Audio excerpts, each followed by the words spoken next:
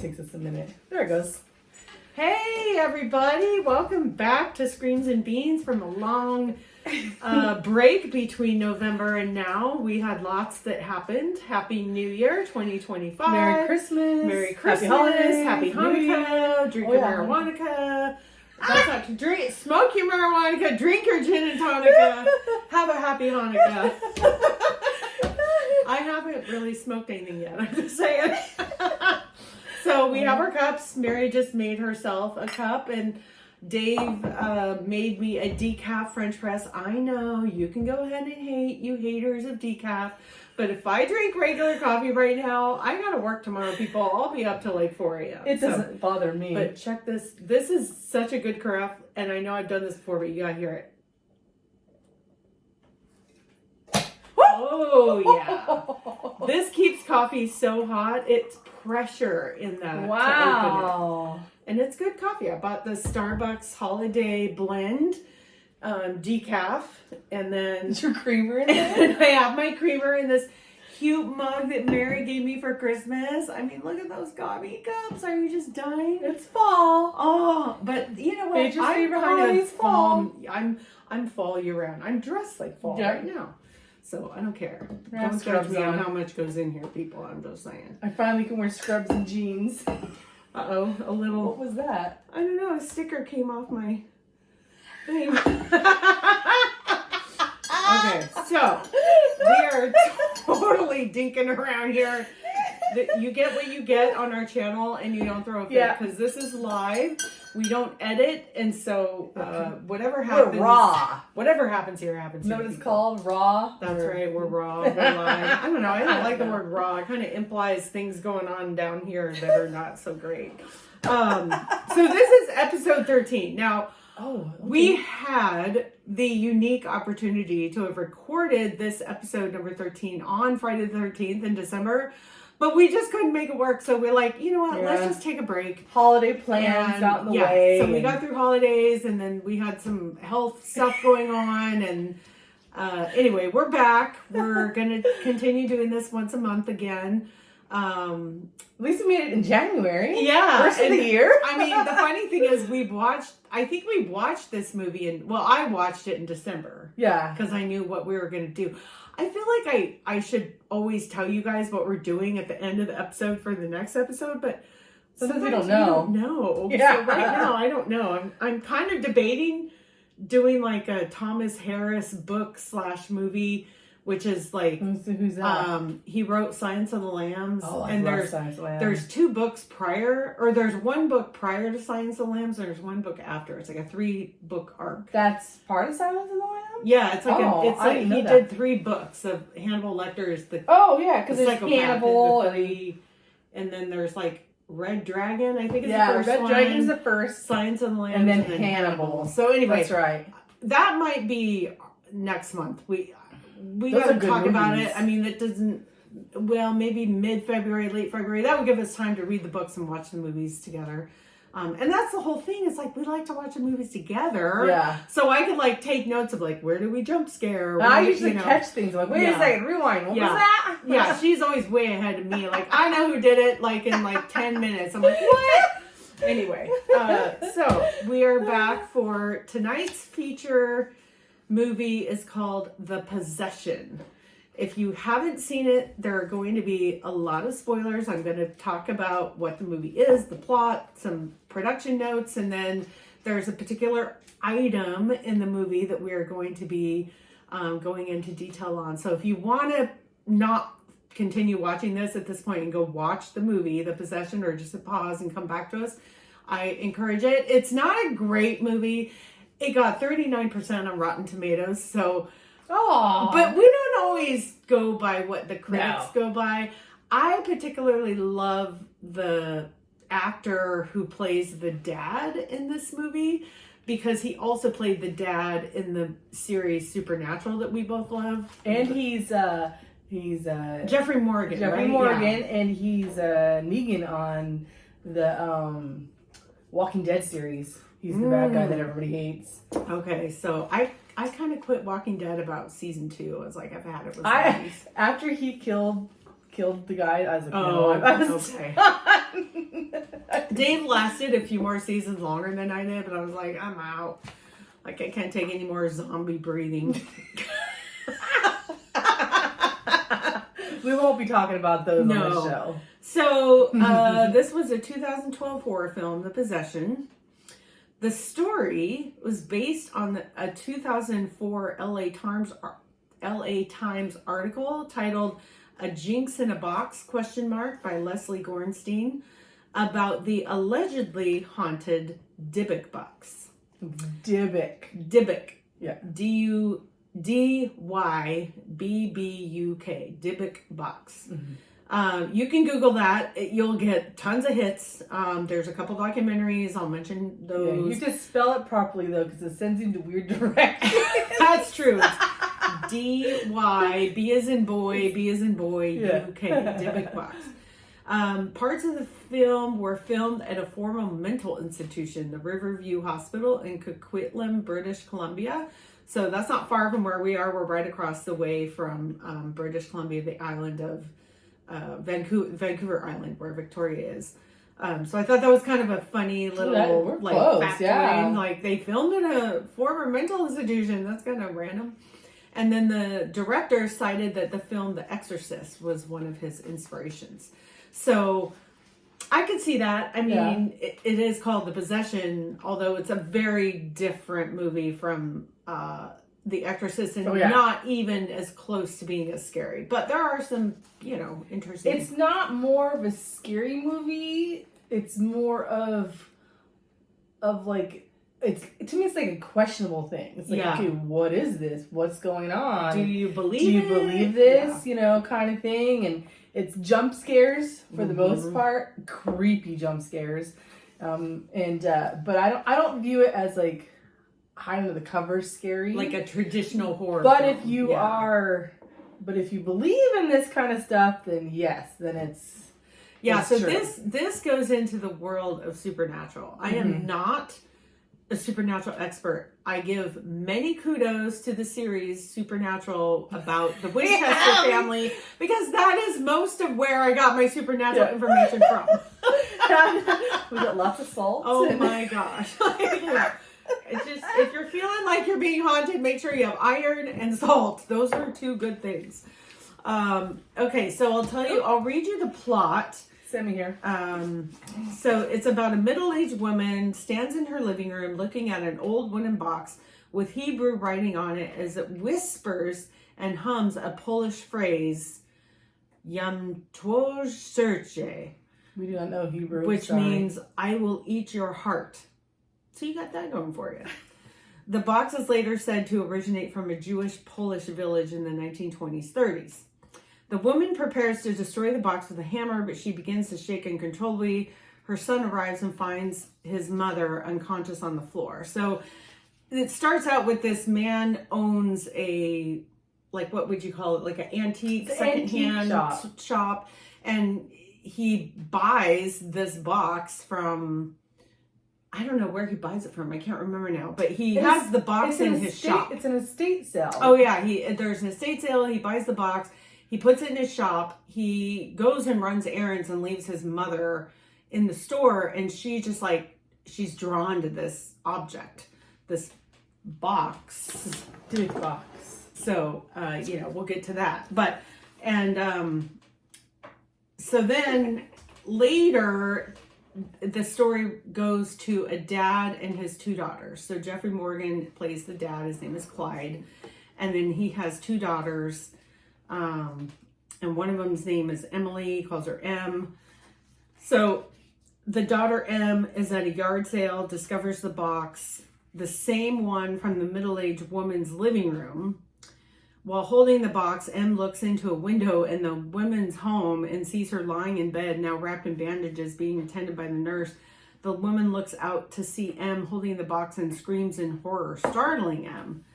Clyde buys the box for her, and they later find that there seems to be no way to open it. That night, she hears whispering coming from the box. And she has the box in her bedroom, so she's by herself in her bedroom. She is able to open it, finds a tooth, a dead moth, a wooden figurine, and a ring, which she begins to wear. M becomes solitary. Her behavior changes to increasingly disturbing and becoming very possessive of the box. M tells her dad about an invisible woman who lives in her box that says M is special. Alarmed by her behavior, Clyde attempts to dispose of the box. He takes the box to a university professor who tells him that it is a Dybbuk box dating back to the 20s or 30s, that it was used to contain a Dybbuk, a dislocated spirit as powerful as a demon. So I guess what they're saying by dislocated, most spirits, I think, in the supernatural realm are usually associated to a human. Like, right. The demon also say like they're attached to you as a human. Right. This lives in this box until you unleash it. So something draws it to the box, something draws it out. Right. So the dad then travels to a Hasidic community in Brooklyn and learns from the rabbi that the possession has 3 main stages. In the 3rd stage, the Dybbuk latches onto its human host, becoming one entity with it. The only way to defeat the Dybbuk is to lock it back inside the box via a forced ritual, which is kind of like an exorcism. Upon further examination of the box, the rabbi learns that the Dybbuk's name is Abzu, something like that. Taker of children. M has a seizure, taken to the hospital. During the procedure, Stephanie and Hannah are horrified when they see that the Dybbuk's face is in the MRI scans next to M's heart. So I'm going to eat your heart, taking of children. Yeah, that part's really creepy. Clyde and the rabbi join the family at the hospital and attempt to conduct an exorcism, which results in a struggle between the dad and the Dybbuk. The dad survives the attack, but the Dybbuk is passed from M to him. The rabbi performs a successful exorcism. Abzu, the entity, emerges from Clyde and crawls back into the box. The family is reunited, and Clyde and Stephanie's love is rekindled. Stephanie, I think, is a separated wife or ex-wife. It's his ex-wife. It's kind of a divorce story at the same time as it is this horror split story. home, trying to live 2 houses with the kids, and the kids being... Well, the oldest daughter is resentful, you can tell that, and the youngest just wants mom and dad to be back together.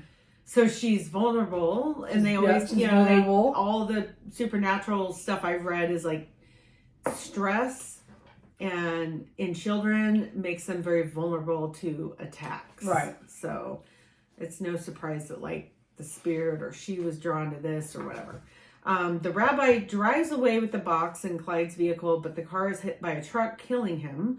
The box lands safely some distance from the wreckage, and Abzu's whispering is heard from it. So the idea is like it's not over, but there's no there's no like follow up or anything like two that. Or whatever, possession 2. It just is what it ends that way on purpose to probably. It's kind of like it's kind of like Jumanji. Like it's just going to continue, where the box will just show up randomly somewhere. Somebody will pick it up. Right? Like, oh, cool box. Right. It kind of looks like a jewelry box, so you would think that it's it's that. Oh, it's cool. It's a cool box. So production, there are some notes.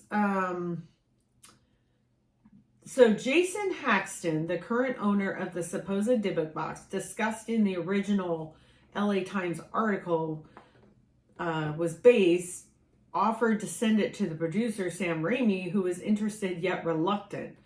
Raimi laughingly told an Entertain Me Weekly interviewer, "I didn't want anything to do with that. I'm scared of the thing." He also told the interviewer that he was raised in a conservative Jewish home. You don't hear about Dybbuks when you go to synagogue. I know the demonic lore of The Exorcist, but what does my faith believe about demonic possession? ... The stories chill me to the bone. Jeffrey Dean Morgan, who played Clyde and the dad in the movie, similarly said, "In the research I did, I started getting creeped out. My girlfriend was like, let's just make sure that we don't actually go near the real Dybbuk box." And we were like, hell no, recalls screenwriter Julia Snowden. We don't want to see it. Don't send us a picture of it. So lots of skepticism and fear it's surround one of those this things thing. where you kind of want to see the box, but then you're like, ooh, I don't it's know. Like a horror. It's like when you see a really bad accident on the highway, everybody slows down to rubberneck, but because you want to see, but do you really want to see? Don't really want to see it. I don't really want to bring this box into the house because what if You know, if you believe in that kind of stuff. I think that's 90% of it, you guys. It's psychological. It's psychological, and the intent of your mind, like your mind making decisions and reacting. You start yourself reacting in ways to something that you think is haunting you or whatever, but sometimes it has nothing to do with that. It's just you've sort of jinxed yourself. Well, I mean, you always think, like, you know, like, especially when you watch scary movies, after you watch it, you're always looking for that thing in the dark. You're like, what is that? Yeah. Is that moving? And I think that the box would be like that. I'm like, did it open? It's kind of like the roller coaster effect that they say, like, why some people love scary movies and the jump scares. It's kind of like going on a fast, you know, roller coaster. It's like, it's a thrill. But I don't think I'd ever want the real thing. I don't think I'd want to. It's like a Ouija board. Like, I just don't. I don't want it in the house. This knucklehead gave me a Ouija board for Christmas. It had gum in it. The Ouija board is this big, and I put a magnet on it, and I stuck it to my craft cabinet, so I will see it. I always think of Mary, but I will not play with it. No. But it is like, I just like, you. I slipped that into her Christmas box. Oh my God. I was like, what is this? The minute Let me tell you, I opened it and I chewed the cinnamon gum that was in it, which was a lot like what did we call those little gums that we get? Like, you'd see them in Mexico sometimes brought back. The cinnamon gum that I grew up with was called Big Red. No, they're like little hard gums in a tiny box. Oh, you guys, somebody comment, because I was a gum chewer, so it'll come back to me. But I grew up with Juicy Fruit and Big Red and the striped one, the zebra striped one. And I hate gum. I still chew to this day. Bubblicious and bubble gum were my favorite. I'm not a gum chewer. Strawberry Bubblicious. Oh. That's the one where No. Yeah, what's the one, that big thick one? Well, that's the double bubble. Yeah, where you just feel like all you're doing and then you're jarred. I feel like that's like constantly stale gum, but anyway. They're the ones that used to get in the cards. Like, they used to have the, still off subject, the baseball cards. Like, my husband used to get them as kids. Oh, that. And they always had a stick of gum that was like, you're like, chink. Was it bazooka? I don't know what it was. Yeah, I don't know. I chewed, if it's gum, I probably chewed it sometime in my life. Chiclets. That's what it is. Chiclets are those little hard ones. So the cinnamon gum and the Ouija board were like chiclets. They were actually really good. So I chewed them. I put a magnet on the back of the box and I stuck it on my tiered like art cart kind of thing. And I'm like, okay, you can live there and I'll think of Mary, but I'm not playing you. And don't you start whispering to me. Moves. Don't you start moving or I'm out. You're burned. I'm going to burn you. I'm going to fill you with salt and burn you. That's hilarious. So the director of this movie said some really weird things happened. I've never stood underneath a neon light before that wasn't lit, that all of a sudden exploded. Oh. The worst thing was 5 days after we wrapped the movie, all the props burned. What? This storage house in Vancouver burned down to the ground and the fire department does not know the cause. I'm not a superstitious man and I would like to say, yeah, it's just a coincidence. No way! No, it's not a coincidence. It was... All right. That's crazy. Yeah. Oh no. That's creepy now. Right? So this... No wonder there's not a second movie. So this he was like, I'm out. So this piggybacks onto something. Mary, I hadn't heard of this whole thing. I hadn't heard of a Dybbuk box. I hadn't heard of the possession. She told me about it and I was like, well, let's make this an episode. So she sent me a link to a documentary that I watched about it. And I'm trying to remember now what the documentary was called, but I couldn't find it. Yeah, because you're going to send it to me because I don't remember. Yeah, I couldn't remember. I just remember the show. There were some other movies made about the Dybbuk box, and there's a television series called Ghost Adventures, which I think is... That's Zach Braff. But no offense, but it's one of those shows that has to have like spunky music and graphics and everything. It's just stop and freaking tell me the story. Just shut up with all your stupid effects and tell me the story like a human being. I think it caters to a younger crowd that likes all the bells and whistles all the time, and I'm just like, nope. Yeah. So, but I did watch the season 1, episode 1 about the Dybbuk box, and it was the same Dybbuk box that was in the documentary that Mary had me watch, and I'll post that in the comments of what it was. The movies that have been made were called The Dybbuk in 2011, The Possession 2012, and then a documentary style movie called Dybbuk Box, the story of Chris Chambers, who he is portraying it as a documentary showing what happened to him when he responded to a popular YouTube challenge that happened after the movie The Possession. It was around 2020, 21. I don't know where it originated online, but there was this challenge for people to buy a Dybbuk box from somebody and then record when they open it and then what happens after. And so this Chris Chambers documentary is like all the things that happened, and they purported as it was analyzed by paranormal researchers and whatnot, and appears to be legit and blah, blah, blah. So take it for what it's worth, but there's another story about the Dybbuk box. Wikipedia says the Dybbuk box is an antique wine cabinet claimed to be haunted by a Dybbuk, a concept from Judaism. The box gained notoriety when it was auctioned off on eBay by owner Kevin Mannis, who created the story featuring Jewish Holocaust survivors and paranormal claims as part of his eBay item description. Mannis' story was the inspiration for the 2012 horror film The Possession. Now, in 2021, Mannis told Input Magazine that the Dybbuk box story was entirely fictional. Wah, wah, wah. Wow. So those people who are out there believing this, remember, there's two sides to every story.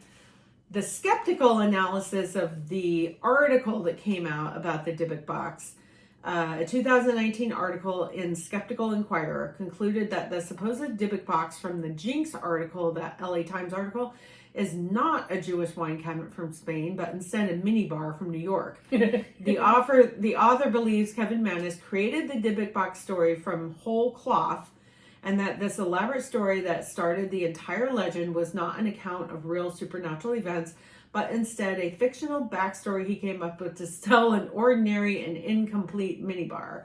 The article includes a screen capture of the Facebook post made by Kevin Mannis.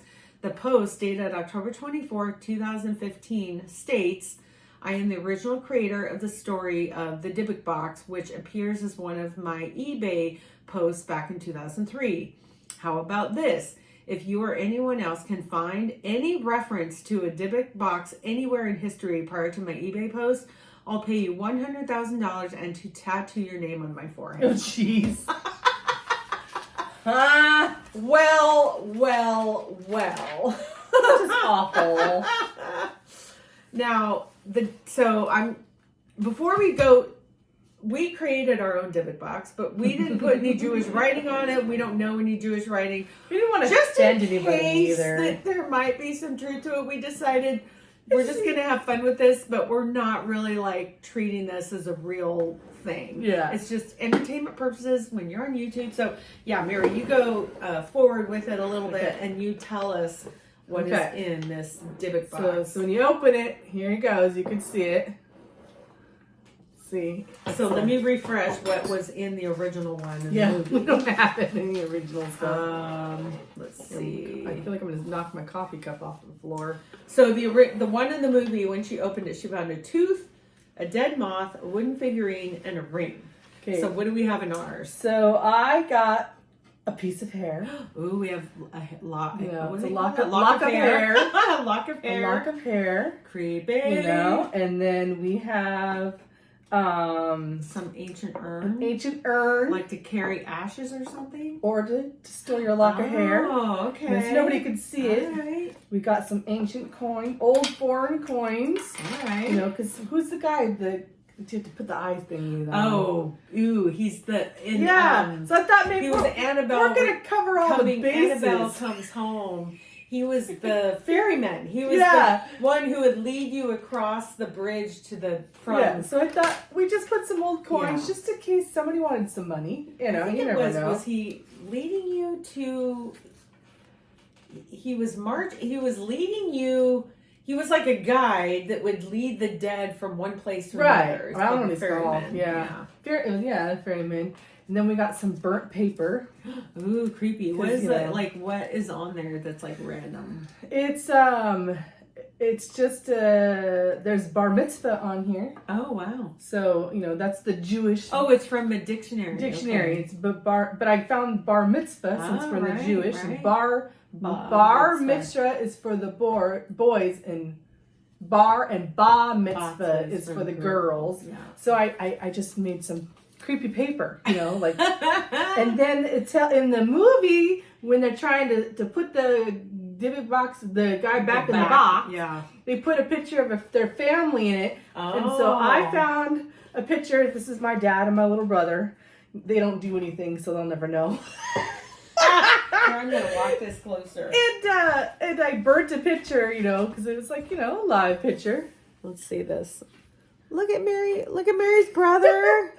My dad and my And brother. look at Mary's brother. And Mary. Yeah. Big forehead gives us away.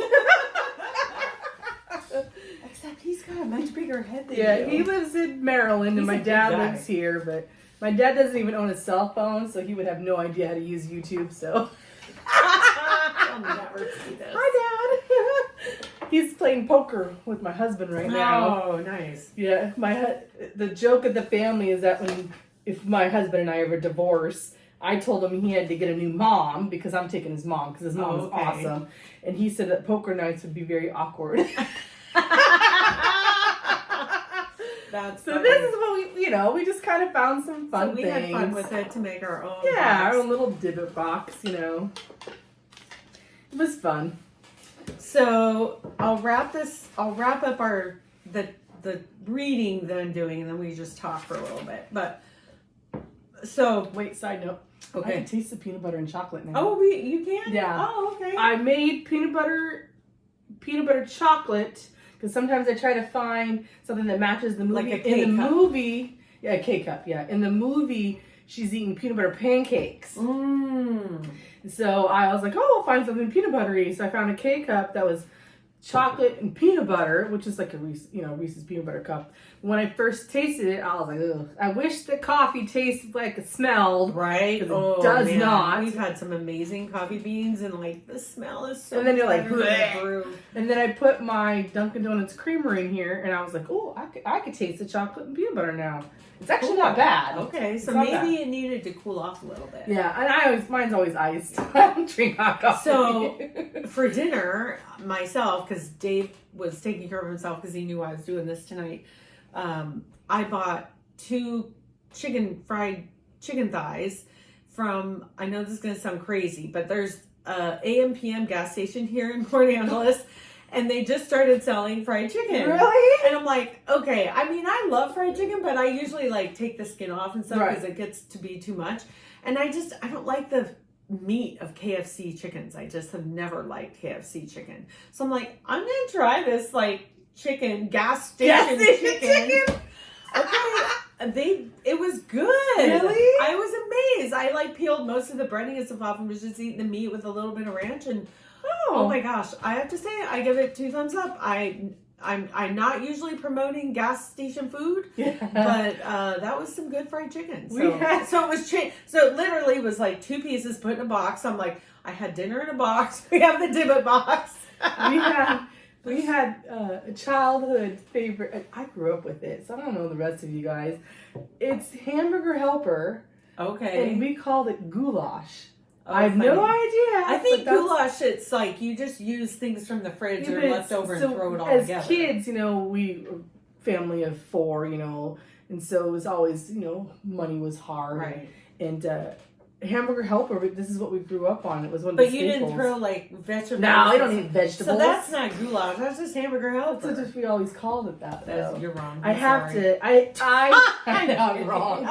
Well, you know what? That's your family tradition. I know, we're weird. But I told my husband that's what I was craving. And he just, Oh, that's and funny. he's just like, oh. We all have. I crave bologna sandwiches sometimes. Bologna, love lettuce, bologna mayo on one side, sandwiches. mustard on the other, white bread. Yeah, I love bologna I get sandwiches. cravings for that sometimes. Lucas won't eat that. You know, we all have our things. Like, my mom used to make a really good tuna casserole, and I've never tried it because Dave, anytime I mention tuna and like it being warm, he like wants to run to the bathroom and throw up. Oh. So he just can't. He's never had like a tuna melt? No, he hates warm I love tuna. tuna melts. He's just like at the thought of warm tuna. Whereas I'm okay with a tuna melt as long as it's not too warm. I mean, right.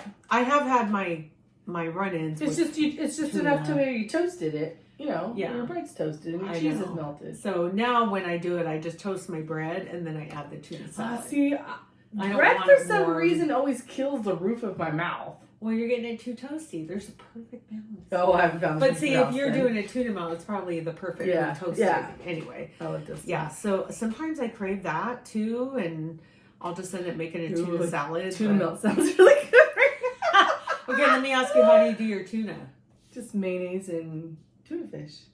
See, me, it's mayo, tuna, jalapeno, celery, onion, garlic, and like a little sprinkle of this dill spice that I get from a restaurant in Port Townsend.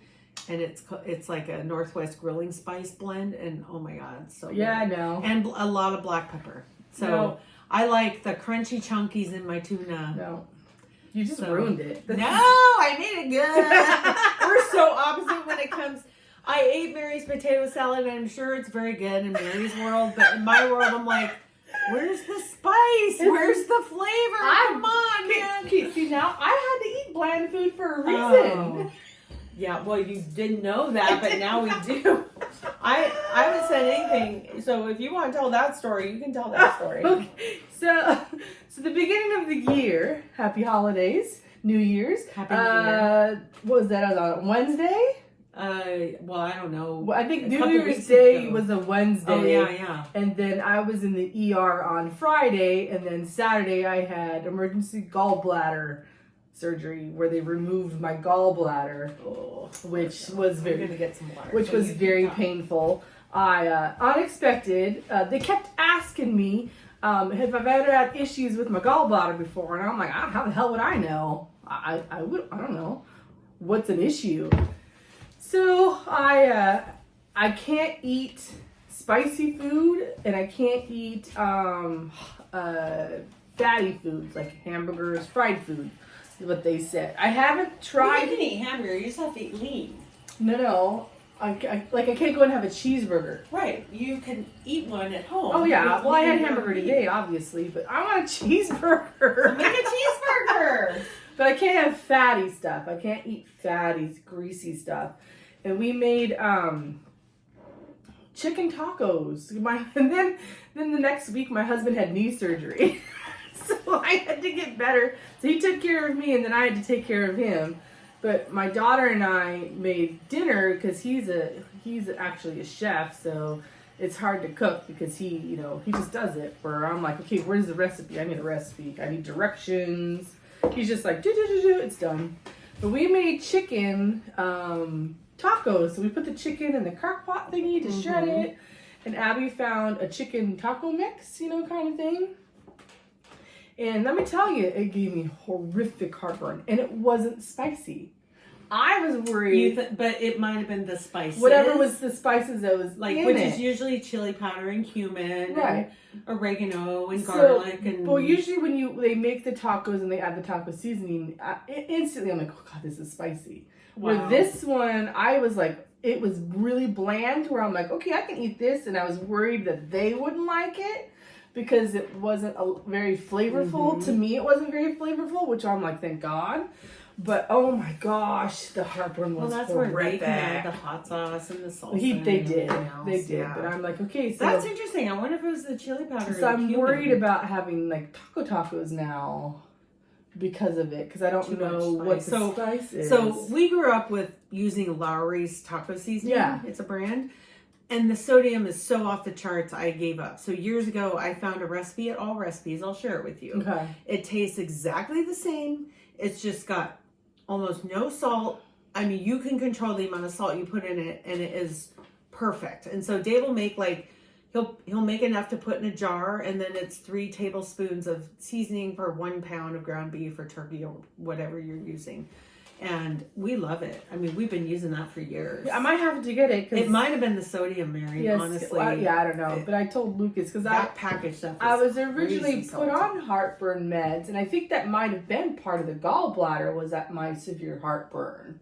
Probably, But, you just didn't know. And I didn't know because she had gallbladder. This woman grew a gallstone the size of a golf ball. I mean, when she told me that, I started picturing the blob. You know, like her stone is in a jar. It's all pulsating and sucking up whatever's around it, and falls off the shelf and goes through town. And I swear, the surgeon so said, huge. When they first saw it, you know, when they do the thing, they say it's 4 millimeters. I'm like, I don't know what the fuck millimeters are. So I don't know what 4 seems big, but I don't know what millimeters are. Small. Yeah. So I'm like, okay, whatever. And then the surgeon said that, no, when I was in recovery, the nurses were just like, yeah, it was really big. It was like the size, it's around in the size of a golf ball. And I'm like, well, fuck, that's huge. A golf ball is big. I mean, Dave's kidney stones were like, I mean, they were so big they couldn't blast him out and whatever, or they had to blast him and do some procedure so he couldn't just pee him out. But they were not that big. Yeah. Oh and my then God. when I saw the surgeon on Sunday when she was sending me home, she came in to look at me. And she says, yeah, the bottom half was the size of a golf ball. And then it had a stem like a squash. Oh my God. And I was like, what? Oh my gourd. So they couldn't actually, because they do everything laparoscopic. So I got like 3 weird scars going on here. And then they had to cut me because it was too big to She can't be normal. She can't just grow a normal gallstone. So she has to grow the horror movie of gallstones. And then everybody's like, "Oh, did you get to look at it?" I was like, "I didn't. They didn't even ask." Oh, I would have. I would have wanted to see it. I think I would have wanted to, but they never even asked. Oh, that's a bummer. So they sent it away to make sure that it wasn't. It's your little friend, and you carried it for years. Yeah, who knows? I had to have been growing for a while for it to be that size. Yeah. And then it wasn't. Do you remember when your heartburn stuff started? I've always had heartburn. Oh, yeah. I was thinking if it was like around a certain date, maybe you've been doing it since then. Ever since I've been an adult, I've had heartburn, and I used to eat Tums like candy. Ooh, and I didn't want to be that. I didn't want to have to be on a med every day to take the meds because I don't take meds, and so it took me a long time to be like, okay, fine. And I got on a med and it worked fantastic. My heartburn was gone. I was like, well, fantastic. And the doctor's like, but we don't want you on this all the time because it's bad for your bones. I'm like, at this point, I don't care. I have bad bones and not heartburn. But I wonder if the side effect was... Yeah, so I got on a different one. But when this happened, when the heartburn from the chicken, I was miserable. I was like, oh my God, I don't want to feel like this anymore. And then this hurt, so I'm not allowed to lift anything. And I can't bowl. I'm not allowed to go bowling until February. And because I could possibly get a hernia. And I was like, oh, it's so miserable. And I played with my cat last night. So my cat's an asshole. And she just decided she wanted to play with me last night. Wow. So I'm not going to say no. So she's pouncing around. And she gets in this mood where you see the cats, and she bounces. She bounces around like she's going to get you. And then she gets on the floor and she's on her back and she does this thing. And so I'm like, ah, and I, tease her. But I did that a couple of times. And then like the third time when I bent over, I got this big pinch. I was like, oh, girl. Okay, I overdid it. That's it. I'm done. Yeah, can't bend. Crap. Can't bend over. For a while. But this is like... So are you still on light duty? Yeah, okay. Yeah, I'll be on until the end of the month. But I'm a caregiver. I probably have said that a bunch of times. But I don't lift. I had one client, she was in a Hoyer, and I got rid of her. That's not a nice way to say it. I can't do her because of the rolling and moving and stuff like that. And so when for the end of the month. And so I finally just told my office to just give her to another caregiver, because I still feel like it's going to be too hard because if they're just playing with the cat, you're not gonna be able to handle. There's no way I can manhandle. Yeah. So I'm on light duty for now, but I have really no restrictions. It's just they just light duty. Be reasonable. I had a client that wanted me to go pick up cat food, the bag of cat food, and I said I can't do it. I can't pick something up off the floor like that. Because of course cat food's always on the fucking ground. I can't pick anything up like that. I can't pick up kitty litter, anything that's heavy off the ground. I can't do anything like that. But it took me. Does coffee affect you? No. Okay. Now, yeah, like I said, this won't keep me up. I go to sleep. Well, I don't sleep good anyway, so this doesn't You change are all it. kinds of an interesting human being. I feel like it's childhood trauma why I don't sleep good. Oh, and what so happened? I've said horrible. I had a horrible life as a child, so it's always that. Were you bullied during your sleep? No, it's that keep one eye open because you don't know who's going to come into the room. Ew. Kind of thing. Yeah. So okay, we won't go there. So it's okay. I'm okay with it now, but it's nothing ever happened. But it's just that thought of we moved around a lot and we moved to different people's houses. We lived in strange people's houses. Never know. So I just was never a hard sleeper because I'm always aware of my surroundings. So most people, like, when you go to sleep and you toss and turn or you're not aware of it. I'm acutely aware of when I toss and turn. I don't ever go into that deep REM sleep. Ooh, that's not good. Well, yeah. So 3-4 days I won't get any sleep and then I'll crash. That's hard too. That takes a weekend time away. So then my doctor was telling me, she was, because I'm of the age.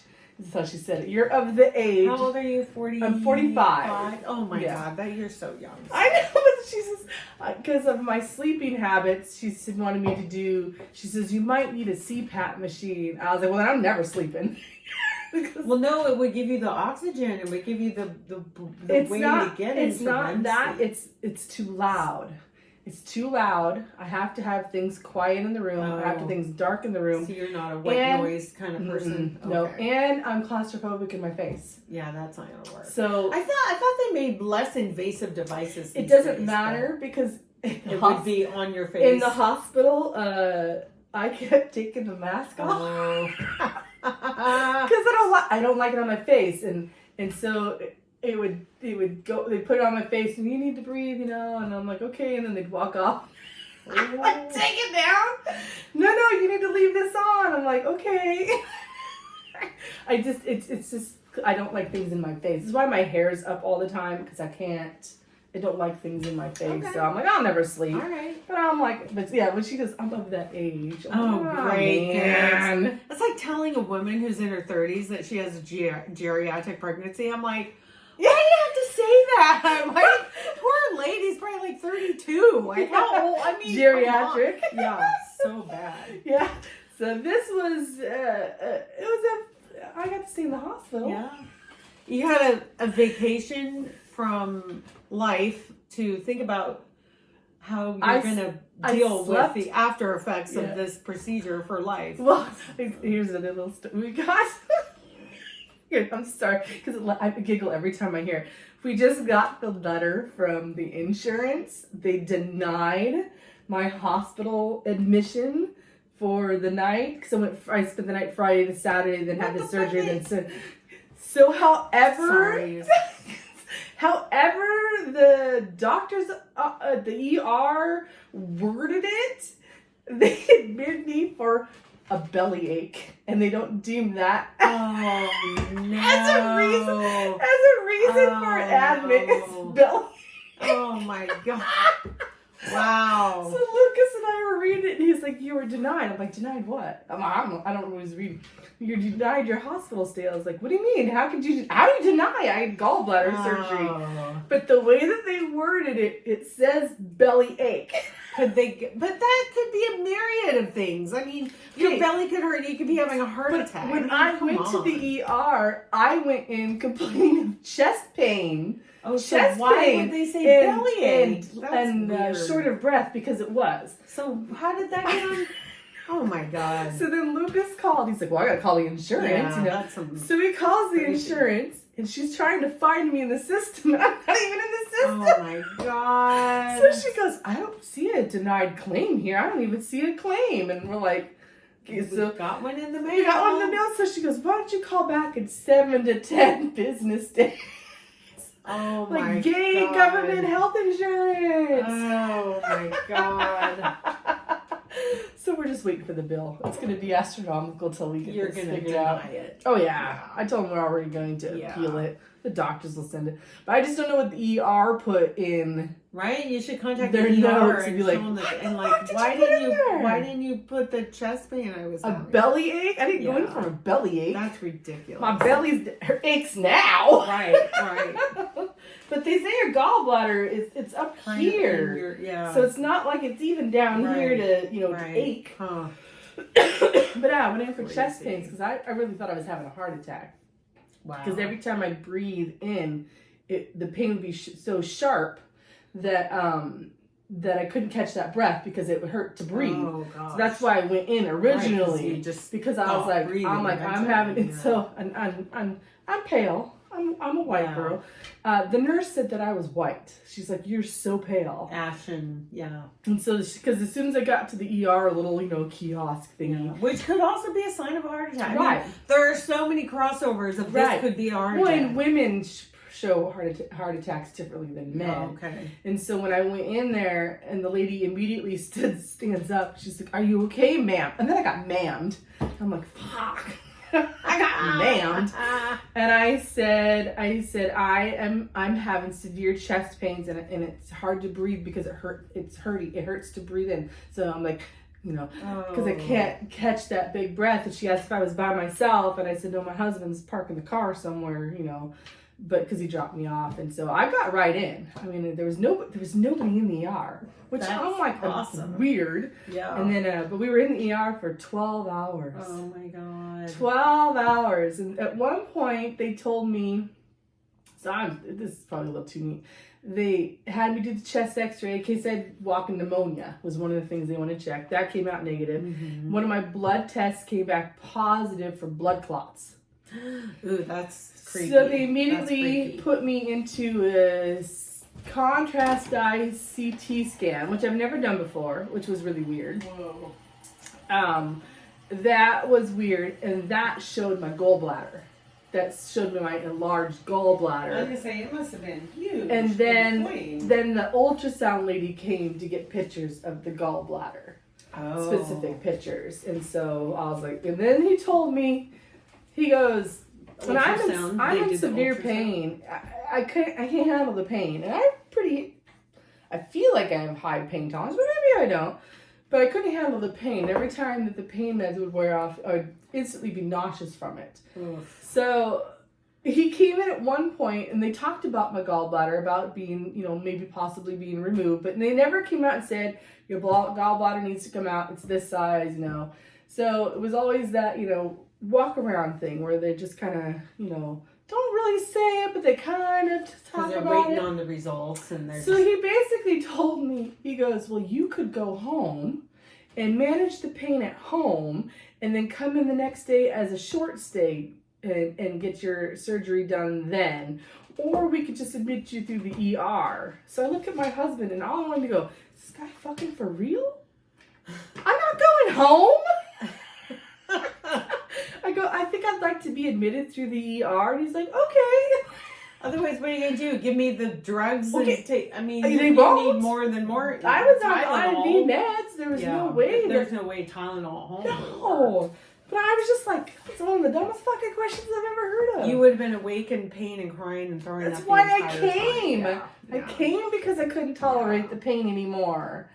So yeah. So I had gallbladder. But the coolest thing that I loved is that my sister actually works down there.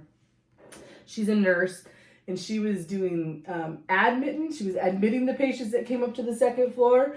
So she saw, through whatever computer land that they have, that I was in the ER, but she can't come see me because of work. Right. And so when they finally said, yes, we got a room for you, I was like, okay. Oh, so we are staying. We go up to the room, and I'm in the bed, and the nurse ladies, taking the vitals and the information, back and forth. And I'm in the bed, and the curtain, is closed for privacy kind of thing. And on the other side of the curtain, I hear my sister. She's telling the nurse that she can't admit this room because she's got to do this other one that just somebody came up at the same time. So she was just letting the nurse know that she wasn't going to do it and making sure she could do it. So I'm sitting there go, oh, that sounds like my sister. She throws open that curtain. She comes right in there, and she's just like, oh my God, I didn't know you were in this room. She didn't know I was in the room. Oh. So she had no clue that I was actually in the room. And so she comes in, and then she's, checking my IV and checking my, making sure things are put together. She went and got me cold water and apple juice and a warm blanket. Okay, now my sister's not warm and fuzzy. She's but not. As a nurse, that's her job. But I right? don't think she was doing it as a nurse. I think she was actually doing it as my sister. Like just trying to be nice. Yeah, but she's not. So it's like, You geez, guys I gotta get to the hospital for my sister to show me some you guys affection. aren't close? We're not as close as we were as kids, Okay. but it was was nice. And then she tells everybody, that's my sister. That's my sister. Gotta take care Treat of her my well. sister. Okay, so then I had so many people come up and say, oh my gosh, you guys look so much alike. We could totally tell you're sisters. And my sister has long black hair, and we're just like, oh yeah, we hear it all the time. And they're like, oh yeah, you guys are sisters. And so when we went down to the surgery, Marie came and met me. She came to work early to see me off to my surgery. And she tells everybody, be nice to my sister. This is my sister. I'll come get you, if you're not nice. And so we get down there and everybody loves my sister. And Marie's a fantastic nurse. It's like, I know. She's really enjoying this job. And they're like, yeah, you guys look so much alike and you sound so much alike. And so I go, you want to hear a secret? And they're like, yeah, I want some juice on Marie. And I was like, she's actually not my sister. They're like, what? I was like, she's my stepsister. There is no blood between us at all. Yeah. It's just, my dad married her mom, but we grew up, I was 2 and Marie was a newborn when they got together. So we all grew up together. Sisters, yeah. They're like, you guys aren't, what? You're not blood? I was like, no, there's no blood. Well, how do you guys look alike? I'm like, I don't coincidence? I don't see it at all. Huh. But it was the funniest. That is funny. Because every time people say that to me and Marie are like, sure. Well, I don't know. That is a weird coincidence. It's weird. That's what they said. What is it? The nature versus nurture. Yeah. That we're definitely. And that you were so young and kind of bonding and growing together. Who knows? Yeah, because my brother, I have an older brother, a natural older brother. We're a year and 18 days apart, and then there's me, and then Marie. I'm 2 years older than her. So, like I said, she was, she was newborn when they got together, and then we have another brother. Dad and Sandy had a baby together, and Ben is 7 years apart. Okay. From us, but Ben looks more like me. Not that you can see it because he dyes his hair. But Ben came out blonde and blue eyes me. Where Sandy and my dad are both brown hair. Well, Sandy has black hair. Dad has brown hair. And they both have brown eyes. Oh, so the teaser was like, did you hook up with my mom again? Yeah, right? Like, gotta wonder about that. Like, Ben doesn't look like you guys, but he looks like me. Wow. So, that's my New Year's story, my gallbladder. So, I have to watch what I eat. And so, I've been eating very bland stuff because I'm really worried about... Yeah, you just go slow and just try things a little bit. If you're curious, just try something, just a little bit of it. Lots of the chicken taco. See if there's a reaction. We said that we might have to change the tacos and stuff. So it might be the spices. It just might be needing to try different spices. I could figuring what out I think we're gonna do is that we're gonna make the hamburger like tacos, and then I'm just gonna take what I want for tacos. You're just and gonna cook the graham just hamburger. sprinkle barely any on it, and then that's gonna be mine, and then they can make the rest their way. Yeah. I encourage you though. I will give you the recipe for the taco seasoning because it tastes just like the packaged stuff, but way less salt. And it's actually a lot better for you to not have that. I'm gonna try it. We'll try it. So, I mean, I love salty foods. I'm not on a high horse or anything. I eat plenty of it. But when I'm cooking, I really try to watch the sodium because it's just, you know. Right. Of course. So I'll end with you guys. Sorry for the segue. It's all good because we said we would talk about ourselves and what's going on in our lives. And so, 20 minutes ago, you could have just said, yeah, I'm out and end the episode, and that's fine. Or thank you for hanging around if you've hung around. I'll just leave you guys with deciding for yourselves. Watch the movie. If you're interested, read about the Dybbuk box online. Watch some of the documentaries. It's interesting. There's plenty to be said on both sides of the fence, whether it's a hoax or not, true or not. I just find it interesting. I'm not going to tell you what you should believe or don't believe. I'm not sure. I when it comes to this kind of stuff, I'm just not sure. Right. Like, I don't want to be all negative and like, that's a hoax and blah, blah, blah. Because my science brain says yes, but then my open mind and just being accepting of the universe and things we don't understand says maybe. And I don't really know Jewish culture either. And yeah, if this is even true in the Jewish faith, I have no, it might be all a hoax. But so anyway, form your own opinions. Comment to us if you want on our in the messages on our YouTube channel for this episode. And I go back and I check and see if anyone's added any comments, and usually there aren't any, which is fine. But if you watch the movie and you have something you want to say, we don't have an Instagram page for this channel. All we're doing is posting the videos in YouTube. So YouTube comments are the real only place to put anything that we will respond to. So just FYI on that. So yeah, I think if we give ourselves maybe through the end of February, how fast do you read books? Like, should we just focus on Silence of the Lambs and talk about the author, or do you really want to read all three books? No, I think we should just do Silence of the Lambs because I really didn't like the other two movies. Yeah, and the books might be equally annoying or might be better. Right, but I could read a book in a day. Okay, so we could do it by the end of the month. We'll do it by the end of the month. Okay, I think we should read all three books. I feel like just to get a better understanding. Yeah. But if you start reading the first book and you hate it, just don't worry about it. Like, I've never read the other. I've read the Silence of the Lambs, but I've never read the other ones. Yeah. I've seen the movies, but we know movies can diverge greatly from books as we've seen in Stephen King world. So let's just read all three books and then watch Silence of the Lambs as the one movie we'll commit to watching. Okay. And then we'll record the episode. So anybody who hasn't read the books or seen the movies in the Thomas Harris, he's the author of the three books, and then the movie Silence of the Lambs with Jodie Foster. And then that's what we'll discuss in February, which is, the I Love You month. So how fitting that Hannibal Lecter is the theme, because he'll eat your heart and kidneys and everything else with a little garlic butter. So right? All right, you screamers, we love you. Thank you for hanging in with us. Bye. Did it stop? Nope.